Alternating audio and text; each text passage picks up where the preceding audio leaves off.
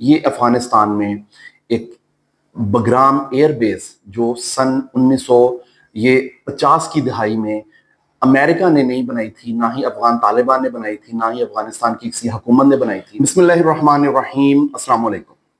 Donald Trump نے Bagram air base واپس مانگ لی۔ سن 2021 میں جب دوحہ ٹاکس کامیاب ہوئے تھے اور امریکہ اپنے سارے کے سارے آپریشن، جتنی بھی جنگ شروع کی ہوئی تھی ساری کی ساری مکمل کر کے اپنا اسلحہ جو لے کے جانے والا تھا وہ لے گیا، زیادہ تر اسلحہ وہ یہاں پر چھوڑ گیا اور پورے کا پورا افغانستان افغان طالبان کے حوالے کر گئے اور بگرام ایئر بیس بھی ختم کر گئے، اپنا وہاں پر عمل دخل ہمیشہ کے لیے ختم کر گئے۔ لیکن اب دوبارہ سن 2025 سپٹمبر میں آ کے ڈونلڈ ٹرمپ صاحب نے پھر کہا ہے کہ مجھے بگرام ایئر بیس واپس چاہیے۔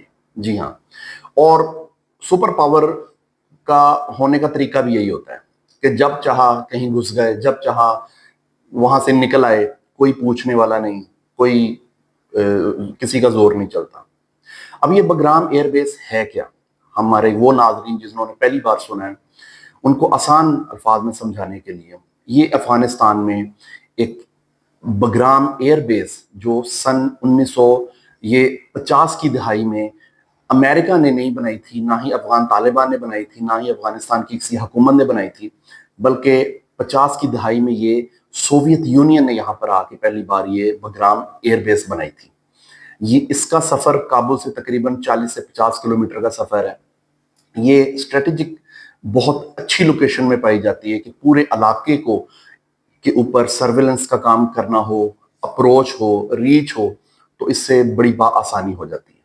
اور اسی لیے سوویت یونین بھی یہاں پر آ کے اپنا ہیڈ کوارٹر بناتی تھی۔ اور اس کے بعد سن 2001-2 میں جب امریکہ نے افغانستان پر حملہ کیا تب انہوں نے بھی اسی ایئر بیس کو آ کر اپنا ہیڈ کوارٹر بنایا۔ یہ بگرام ایئر بیس کا ایریا اگر آپ کو بتائیں تو تقریباً 5000 سے 6000 ایکڑ کے لگ بھگ اس کا ایریا ہے۔ تقریباً اس کے اندر 100 سے زیادہ ملٹری ایئر کرافٹ کے کھڑے ہونے کی جگہ ہے، درجنوں ان کے ہینگرز ہیں، 100 سے زیادہ ہی ہیلی کاپٹر کے کھڑے ہونے کی جگہ ہے، 1000 سے 1500 کے لگ بھگ ملٹری وہیکلز کی یہاں پر گنجائش ہے کہ وہ یہاں پر رہ کر اپنا کام کر سکتی ہیں۔ اس کے علاوہ تقریباً یہاں پر 40 سے 50 ہزار سولجرز کے رہنے کی گنجائش ہے۔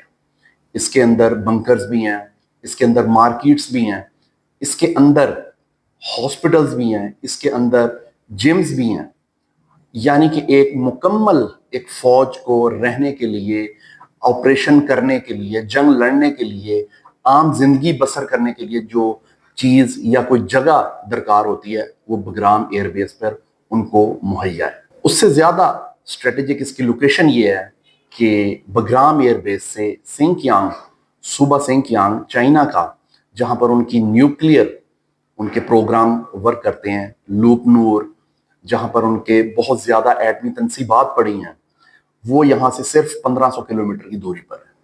اگر پاکستان کی بات کریں تو یہ تقریباً اسلام آباد سے 250 یا 300 کلومیٹر کی مسافت پر ہے، اور اسی طرح ایران کے ساتھ بھی یہ تقریباً 600-700 کلومیٹر کی دوری سے۔ یہی وجہ ہے کہ امریکہ اس ایئر بیس کو دوبارہ پا رہا ہے۔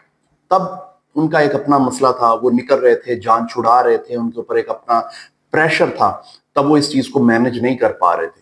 لیکن اب وہ دوبارہ آئیسس ہو یا داعش ہو، شاید ان کا بہانہ لگا کر آنا چاہ رہے ہیں اور یہ جگہ دوبارہ اس لیے لینا چاہ رہے ہیں کہ جو ان کا مین امریکہ کا جو ایک ٹارگٹ ہے، کنٹینمنٹ آف چائنا، کہ چائنا کا جو اثر و رسوخ ہے، چائنا کا جو ایک اس علاقے میں روب و دبدبا ہے، اس کو بڑھنے سے روکا جائے، اس کو ختم کیا جائے۔ اور یہ تبھی ممکن ہوگا کہ جب امریکہ کا اس خطے میں کسی نہ کسی حد تک جو ہے وجود ہوگا، یہاں پر روب دبدبا ہوگا، یہاں پر رہ کر وہ پورے علاقے کو مانیٹر کرے گا۔ اس کا مقصد ایران کے اوپر نظر رکھنا بھی ہے۔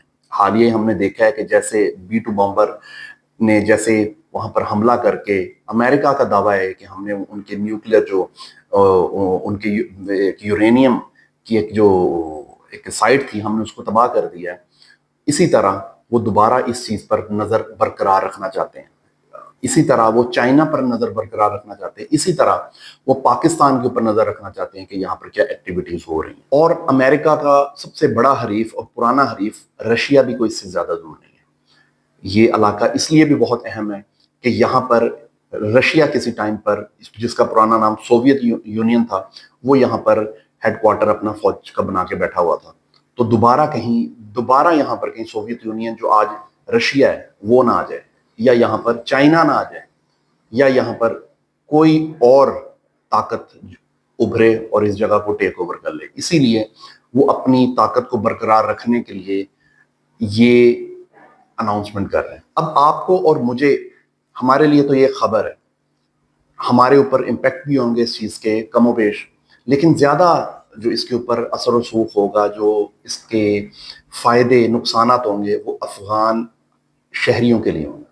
اب اس کے اوپر افغان شہری، افغان حکومت، طالبان حکومت، ان کا کیا رد عمل ہوگا؟ افغان طالبان نے ڈونلڈ ٹرمپ کی اس ڈیمانڈ کو بالکل مسترد کر دیا۔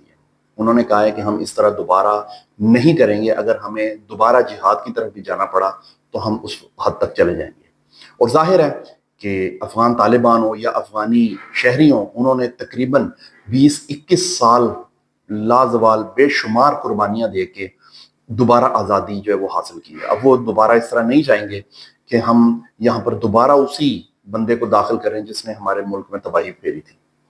اور اس کے علاوہ طالبان حکومت، اگر آپ آج کل ان کے انٹرویوز بھی سنتے ہیں، طالبان حکومت کے جو ان کے آفیشلز ہیں، ان کا ماننا بھی یہی ہے کہ ہم لڑائی ابھی کسی سے بھی نہیں چاہتے، اور شاید یہی وجہ ہے کہ وہ ٹی ٹی پی جو ہے ان کے ساتھ بھی کوئی اتنا زیادہ سخت رویہ نہیں رکھے ہوئے ہیں۔